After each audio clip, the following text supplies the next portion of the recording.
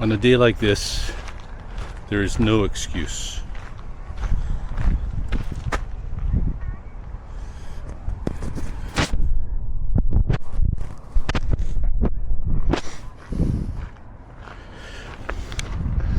I wasn't going to do this today, but I'm out for a walk, and I decided that I'm always going to carry my Insta 360 Go 3S camera with me.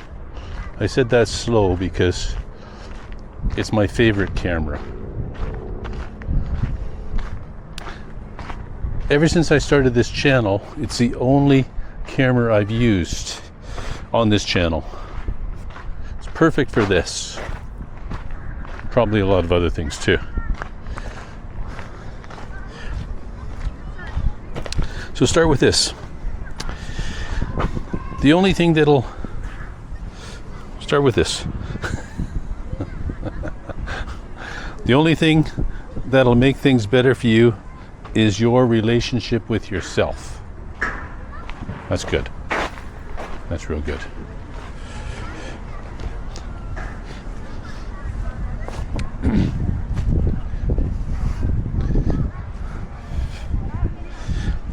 So I wanted to talk today about what happened on this day 25 years ago. And that was that I returned from Taiwan after living there for the best part of 9 years. It was right around the end of May, the beginning of June.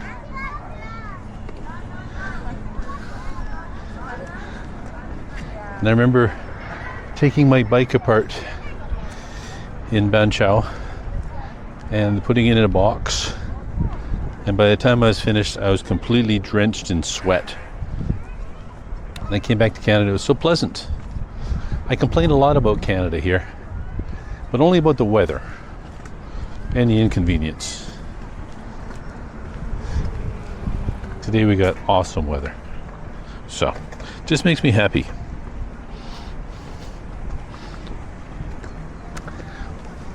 This morning I was noting with Wes Davies, who's living in the sister town to this one, Kitchener. I was there yesterday. And I think he's probably about the same age as I was when I returned to Canada 25 years ago. Mid to late 30s. And for me, it was difficult to get a good job. It took me about 5 years before I started making any money. But the thing about jobs is, if you're like me, and I hope you are, as long as you're willing to do something, you'll always survive. And I've done lots of things, like drive a bakery truck and planted trees, and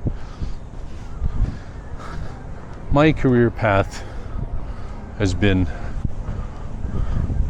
the most wiggly line ever. And I think that's fine.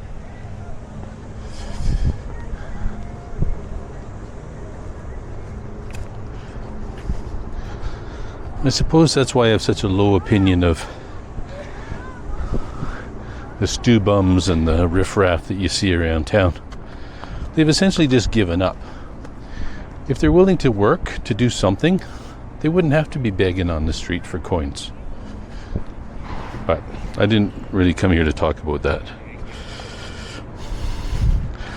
A couple of months ago, when I was in Kaohsiung, I bumped into 3 Canadian guys who were in their mid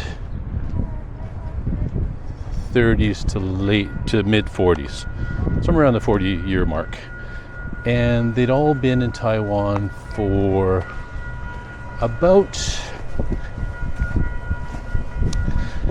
somewhere between a decade and 2 decades, like 17 years.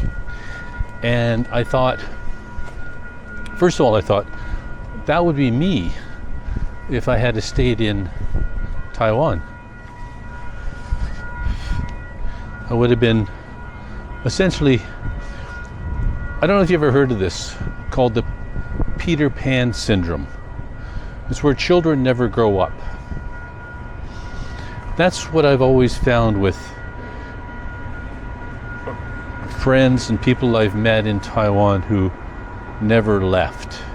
They came in their mid to late 20s, and even though they're 2 decades older, they're still there. It's kind of like that for people that don't have children as well, a similar way. They never really grow up. And you think I'm judging, and you think I think that's a bad thing, but I don't. I actually think it's a great thing. You got to live your life and do what you want. And every choice you make,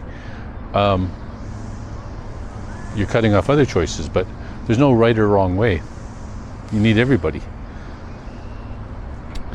So, although I don't admire those guys or wish I was them, I do see myself in them. And now that I'm retired, I think the Peter Pan principle kind of should apply to people like me.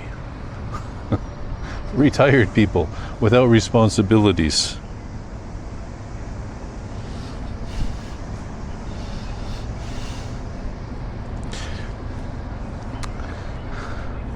Back to jobs.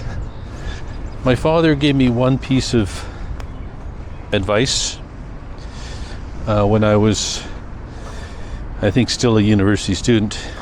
He said, you should join a growing industry and grow with it. That's good advice. Advice I should have taken.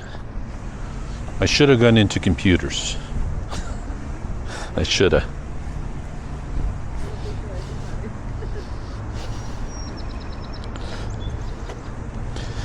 All right, that's today's video. Thanks for joining me today.